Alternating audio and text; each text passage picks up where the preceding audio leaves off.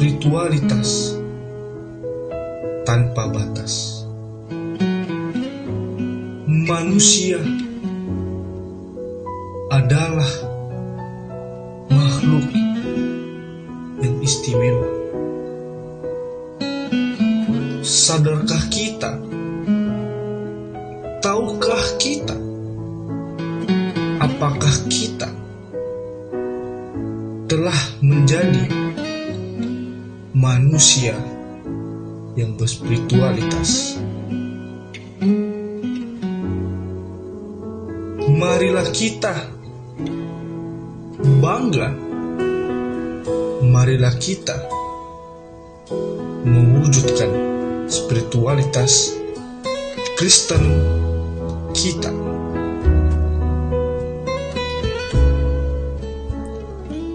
Kita adalah pelopor masa depan.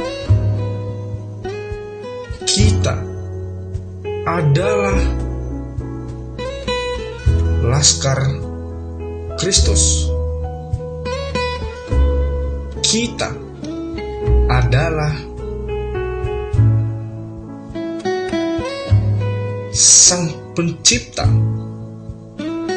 Kitalah yang bisa membudidayakan spiritualitas kekristenan kita.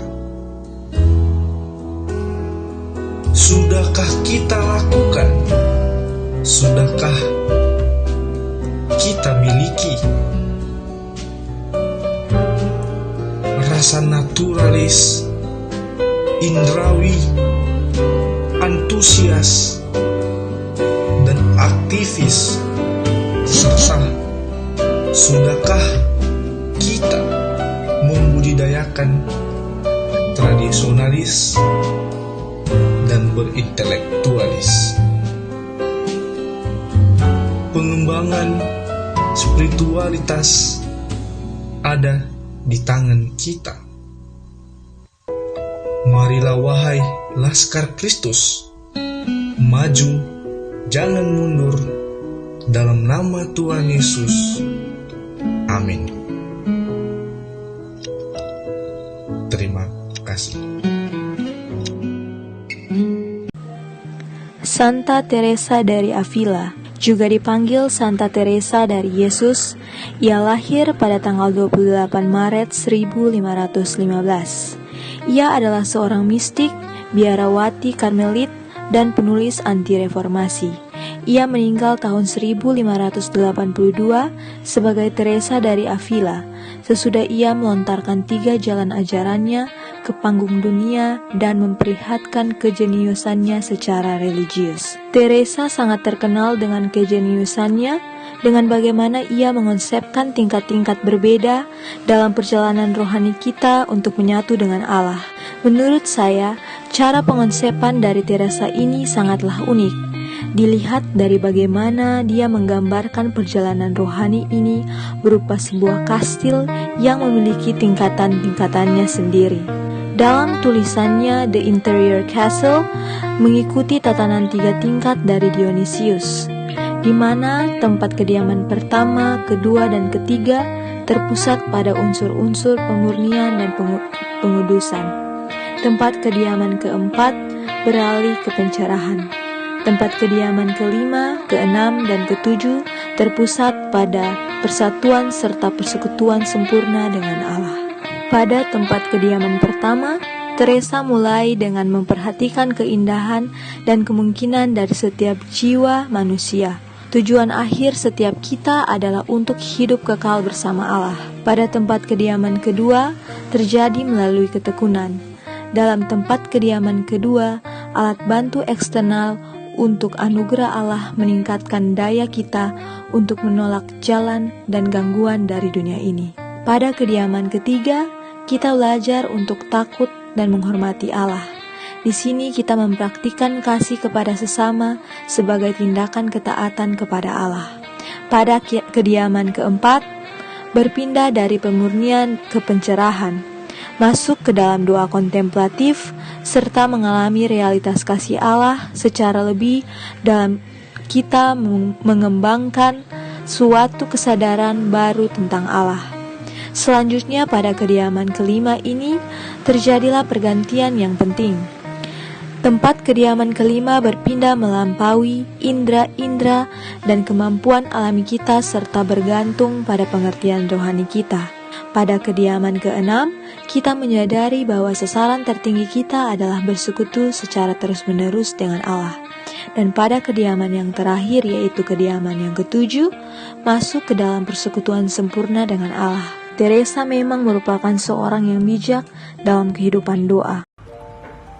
Shalom, perkenalkan nama saya Nisa Ursmina dengan NIM 71-2021-101. Saya akan membawakan materi dengan judul Pengaturan Kasih Kita kepada Allah secara benar dan teratur. Sifat hakiki manusia adalah mengasihi dan mencari kasih. Inilah sebabnya Allah berulang kali memanggil kita kepada kasih-Nya. Alkitab dipenuhi oleh tak terhitung dengan pengajaran kasih. Ada beberapa dalam Alkitab tentang kasih, yaitu kasihilah sesamamu seperti dirimu sendiri, terdapat dalam kitab Imamat 19 ayatnya yang ke-18, dan kasihilah Tuhan Allahmu dengan segenap hatimu dan dengan segenap jiwamu, dengan segenap kekuatanmu, terdapat dalam kitab Ulangan 6 ayatnya yang ke-5. Ini hanya sebagian kecil dari banyak bagian Alkitab yang berbicara tentang kasih Allah. Untuk memperdalam pengertian kita, Allah berulang kali mengarahkan kita kepada Yesus sebagai perwujudan termulia dari kasih-Nya. Ada beberapa jenis kasih. Yang pertama adalah kasih agape. Kasih agape atau yang biasa disebut dengan kasih agapau adalah suatu kasih yang tak tertinggi, di mana Allah kasih bukan hanya sumber kasih, tetapi mewujudkan kasih-Nya secara langsung kepada manusia. Contohnya, kasih rela berkorban, kasih yang mencari untuk memulihkan, kasih yang mengampuni tanpa batas, dan kasih yang tak pernah pudar. Yang kedua ada kasih phileo. Kasih phileo ini adalah kasih antara sahabat, teman, dan sesama manusia, atau kasih manusia kepada Tuhan yang tidak sama dengan kasih agape Allah kepada manusia. Kasih jenis ini terjadi antara orang-orang yang tidak mempunyai pertalian darah. Salah satu contohnya, sekalipun kita mengasihi orang dan membantu mereka yang mengalami bencana alam tanpa pamrih dan tanpa syarat, namun kebaikan tersebut hanyalah segelintir saja dari seluruh kebaikan yang dikerjakan. Sering juga kasih kepada sahabat terputus akibat satu dan lain hal jadi tidak kekal. Selanjutnya yang ketiga ada kasih eros. Kasih eros adalah kasih yang bersumber pada daya tarik seksual pada lawan jenis. Jadi kasih eros lebih cenderung kepada hawa nafsu, dan pada prinsipnya kasih eros ini baik, sebab Allah sendiri yang memberikannya. Akan tetapi kasih eros ini bisa menjadi sumber dosa apabila dilepaskan dari prinsip-prinsip iman kepada Allah. Jadi kesimpulannya di sini adalah manusia perlu belajar mengasihi Allah tanpa syarat seperti Allah mengasihi manusia. Namun seringkali manusia salah mempraktikkan kasih kepada Allah, seperti bersyukur apabila manusia mendapatkan hal yang tidak diinginkannya dan tidak bersyukur apabila menghadapi tantangan atau cobaan. Tetapi yang sebenarnya adalah kita harus selalu bersyukur dalam segala hal dan dalam segala keadaan, baik itu hal yang baik atau yang buruk sekalipun.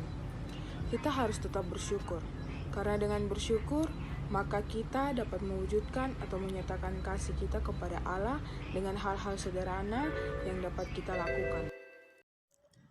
Kasih. Apakah kasih itu?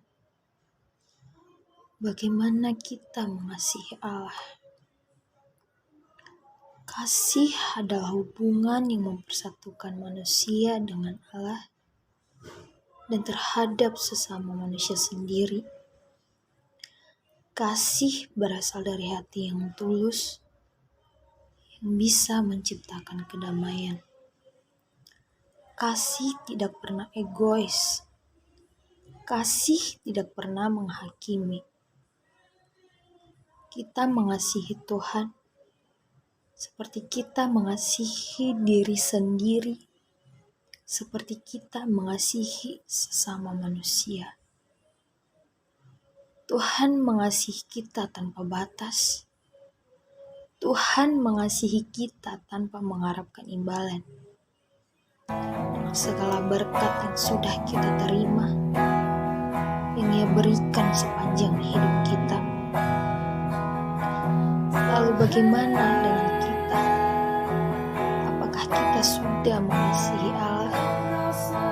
Apakah kita sudah menerima Tuhan dalam hidup kita? Ketika ada yang bertanya demikian, kita hanya bisa diam. Kita hanya diam tanpa memberi kejelasan. Tuhan selalu menantikan akan hal itu. Tuhan selalu menantikan akan jawaban dan kejelasan yang ingin kita sampaikan. Tuhan menginginkan semua umatnya untuk saling mengasihi sesama manusia.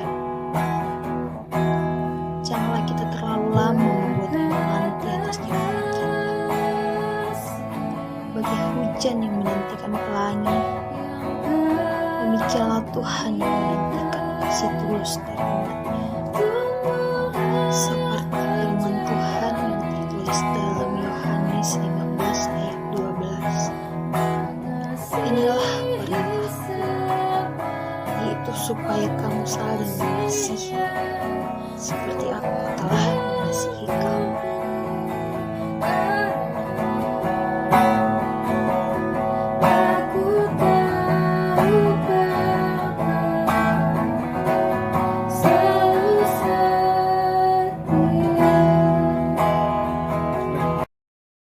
Saya akan memberikan tanggapan kritis saya mengenai materi tentang tipe-tipe spiritualitas, terutama di tipe aktivis dan pemerhati. Menurut saya kedua tipe ini mempunyai garis yang sama, yaitu jiwa sosial. Contohnya pada tipe aktivis, mereka beranggapan bahwa Allah itu maha pembebas. Jadi Allah itu memerdekakan mereka, setiap orang yang merasa tertindas, merasa tidak adil dan lain sebagainya. Jadi mereka ini tipe-tipe aktivis ini selalu berjuang terhadap penindasan-penindasan. Perkembangannya mereka bisa masuk ke dalam organisasi-organisasi lembaga sosial dan lain, politik dan lain sebagainya. Seterusnya pada tipe pemerhati ini, mereka beranggapan bahwa wajah Tuhan itu tercermin ada juga di setiap orang lain. Jadi mereka harus mengasihi Tuhan, berarti mereka juga mengasihi manusia. Jadi mereka rela berkorban, mengedepankan perasaan orang lain dan lain sebagainya. Menurut saya kedua tipe ini cukup baik karena merupakan gambaran dari Yesus juga, terutama ketika Yesus menyembuhkan orang sakit, dia berkunjung ke Sakeus, dia melindungi para pelacur, dia selalu berbicara tentang kemiskinan dan lain sebagainya dalam menegakkan hukum. Ketika soal pajak antara Yahudi dengan pihak Romawi dan lain sebagainya, itu merupakan contoh bagaimana Yesus mempunyai jiwa aktivis dan juga memiliki jiwa pemerhati. Kedua tipe ini menurut saya pribadi mempunyai kelebihan yang paling besar menurut saya, karena dia punya dampak secara langsung terhadap kehidupan masyarakat yang sosial. Dia bersifat menyeluruh, tidak hanya tergantung pada dirinya sendiri. Akan tetapi sesuatu yang berlebihan itu juga sangat tidak baik ketika dia hanya berfokus terhadap orang-orang di sekitar dia tentang keadilan dan lain sebagainya. Akhirnya dia tidak mempedulikan sisi keimanannya dia. Dia melupakan doa, dia melupakan ruang lingkup paling kecilnya, yaitu keluarganya, sehingga dia tidak peduli terhadap hal-hal seperti itu. Dia lebih peduli terhadap sesuatu yang lebih besar lagi impact-nya. Tetapi yang kita tahu padahal sesuatu yang lebih besar itu dimulai dengan hal-hal kecil ini. Menurut saya seperti itu, sehingga seorang Kristen harusnya bisa